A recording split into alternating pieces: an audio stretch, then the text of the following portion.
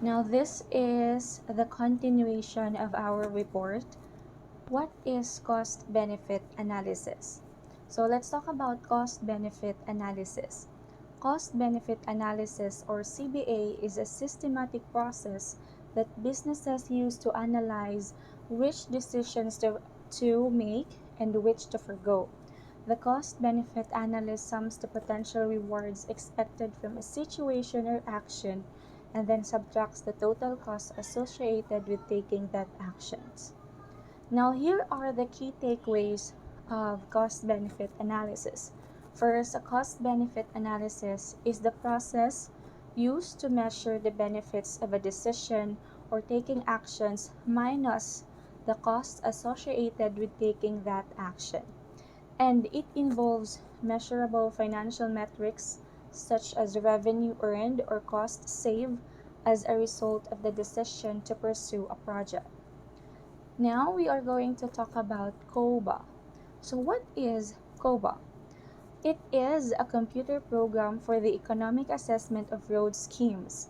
The Department of the Environment has developed and introduced a new method for the economic assessment of interurban road schemes, and this method called COBA, and it consists essentially of a computer program. Then the COBA framework involves comparing each alternative proposal with a due minimum option, with the resulting net cost and benefits providing the input to COBA. For example, if the choice is required between Route A, Route B, and neither, then the costs and benefits of neither would be subtracted from each of the A and B valuations before the cost-benefit computation is made. Now here is the output from COBA used to contribute to the following type of decision. It aims to assess the need of improving a specific highway route, and the improvement would involve either the upgrading of an existing roadway or the construction of the completely new one. And to determine what level of priority should be assigned to a particular scheme by considering its economic return relative to those of the other viable schemes in the area or region being considered by road administrators. Now another one, it is used to determine the optimal timing of the scheme in question relative to other road schemes in the area. And it's to aid in the presentation of viable highway options to the public within a formal consultation process.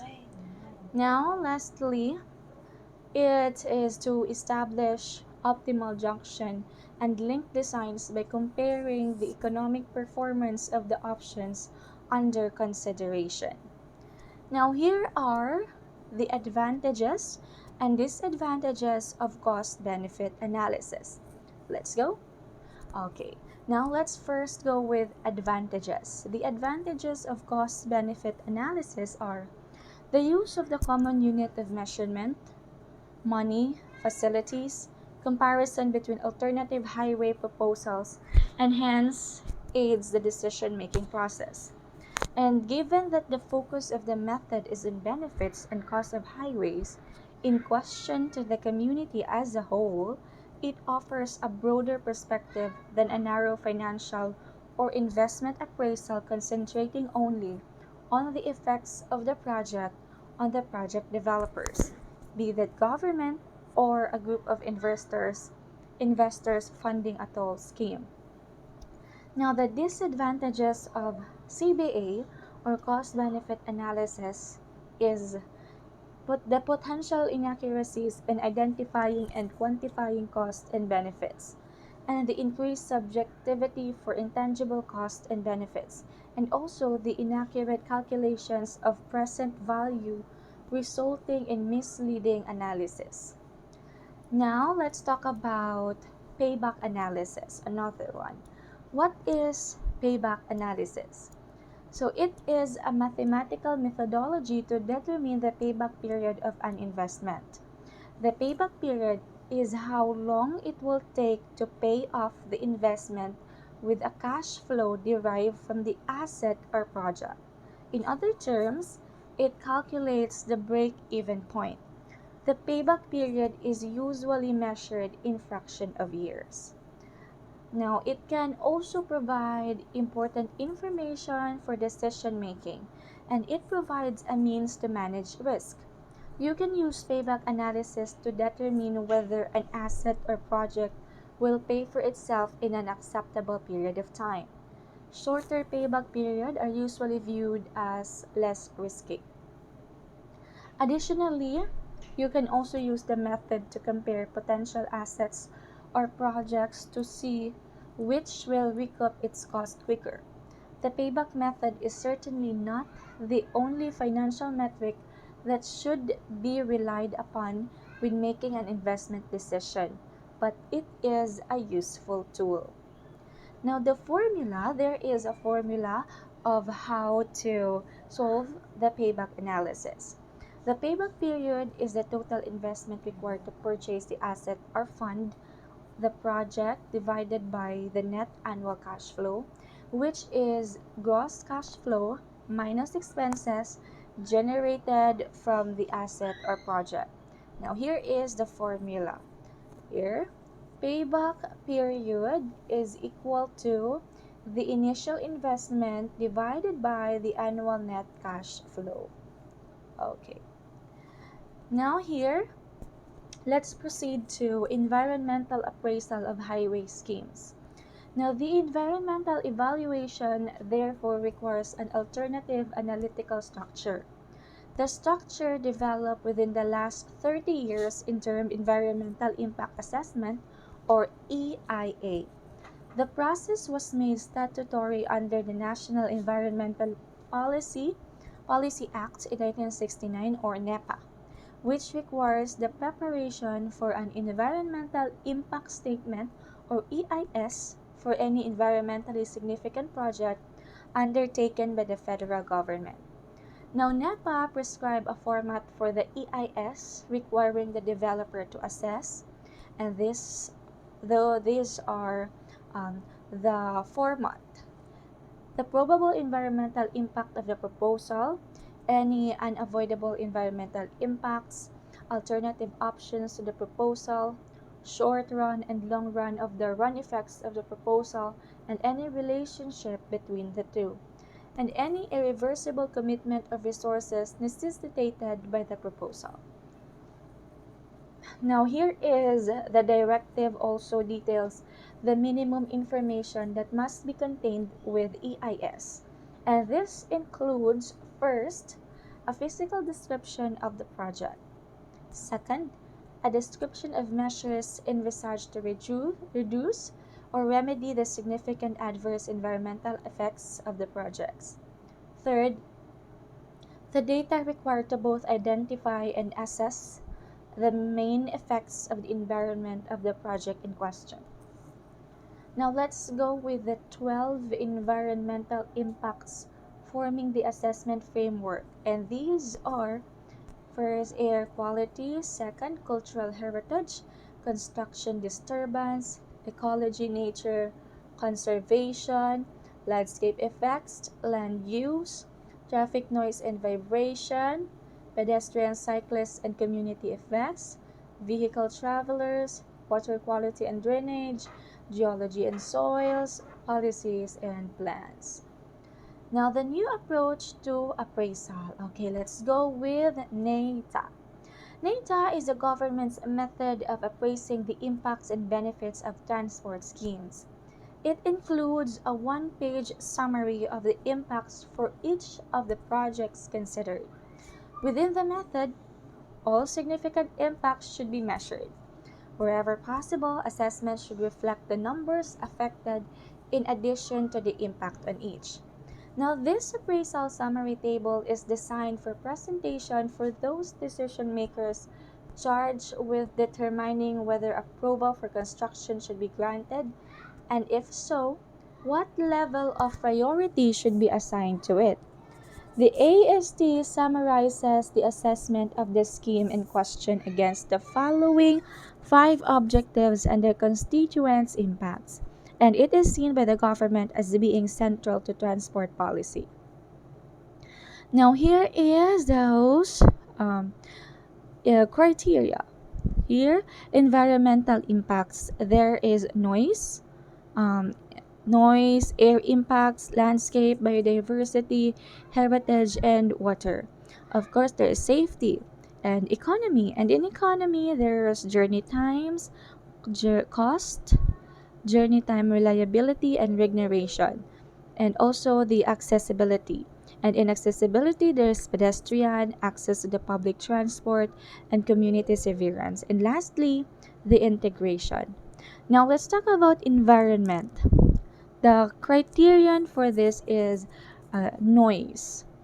So noise is the quantified in terms of the number of properties whose noise level in the year in question for the width proposal option are greater or less than those in the base year.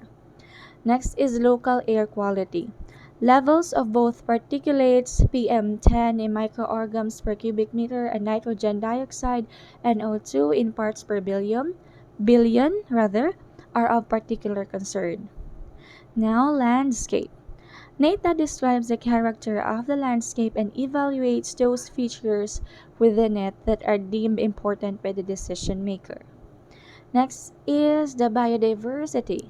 So the purpose of this criterion is to appraise the ecological impact of the road scheme on habitats, species, or natural features. And then next would be heritage. This criterion assesses the impact of the proposal on the historic environment. It too is assessed on the AST standard 7-point scale. Next four is the water. In order to gauge the effect of the proposal on the water environment, a risk-based approach is adopted to assess its potentially negative impact on both water quality and land drainage. Now let's go with safety. So this criterion measures the extent to which the proposal improves the safety for travelers, indicating its effectiveness in terms of the monetary value, in present value terms, of the reduction in accidents brought about directly by the construction of the new or improved road. Next, we have economy. So this criteria is the degree to which the proposal contributes both to economic efficiency and to sustainable economic growth in appropriate locations is assessed under this heading. And in economy, there's a sub-criterion which is cost. And cost is the present value of the cost of construction net of the cost of construction of the due minimum option. Next, the sub-criterion is journey times and vehicle operation cost. The effectiveness of the proposal on this criterion is measured in terms of the monetary value. Present value terms of the reductions in both journey times and vehicle operating costs brought about directly by the construction of the new or improved road. Next, we have reliability. So this assesses the impact of the proposal on the objective of improving the journey time reliability for road users. The next one is regeneration. And this evaluates whether the proposal is consistent with government regeneration objectives. Okay, we have lastly the accessibility. This criterion relates to the proposal's impact on the journeys made within the locality by modes of transport other than the private car, assessing whether the proposed project will make it easier or more difficult for people to journey to work by public transport, on foot by bicycles, or other means. Now, in accessibility, we have a sub-criterion, pedestrians, cyclists, and equestrians. So this sub-criterion relates to the proposal's impact on the journeys made within the locality on foot, or we call that pedestrian, by bicycle, we call that cyclist, or by horse, or we call that equestrian. Next to the sub-criterion is the access to public transport. The extent to which access to public transport by non-motorized modes is affected by the proposal is assessed within its heading. The next one would be community severance. The severance effect on those travelers using non-motorized modes is assessed on the starboard AST 7-point scale or the standard AST 7-point scale. Now we have the beneficial relief. These are the standard AST 7-point scale. The beneficial relief from severance, adverse new severance, neutral new severance is balanced by relief of severance, or the net effect is approximately zero. Now we have slight or low level severance with very few people affected, or less than 200. And large, it means severe level severance with many people affected, more than 1,000. The assessment in all intermediate cases will be always moderate. Now, here the last will be integration. So this criterion assess in both terms the compatibility of the proposal with land use and transportation plans and policies at local, regional, and national level. A 3-point texture scale is used, and these are first beneficial. It means that more policies are facilitated than hindered by the construction of the proposal. Next is the adverse. More policies are hindered than facilitated by the construction of the proposal. And neutral.